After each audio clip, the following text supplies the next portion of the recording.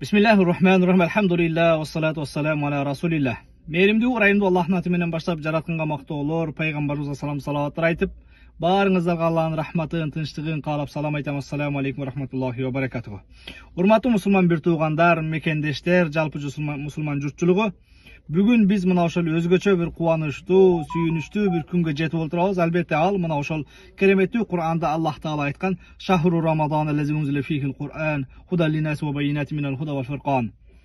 Рамазан айы адамдарга жакшы менен жаманды, ак менен караны хидаят болуп, туура багытты көрсөтүүчү болуп түшүрүлгөн кереметтүү Кур'ан түшкөн ай дейт. Мына ушул Кур'ан түшкөн, Кур'ан туулган айда Аллахтын рахматы, мээрими, кечирими жааган айга кирип баратабыз.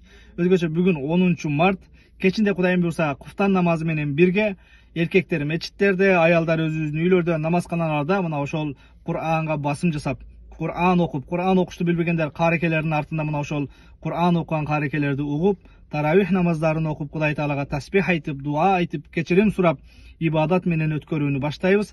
Жараткан Аллах Таала мына ошол өткөн Рамазан менен бул Рамазан ортосунда бендечилик, инсанчылык кылып билип билбей кылган күнөөлөрүбүздү кечирсин. Арада канчалаган бир туугандарыбыздан айрылдык. Аларды Аллах Таала өз рахматына алып, бейишинен орун берсин.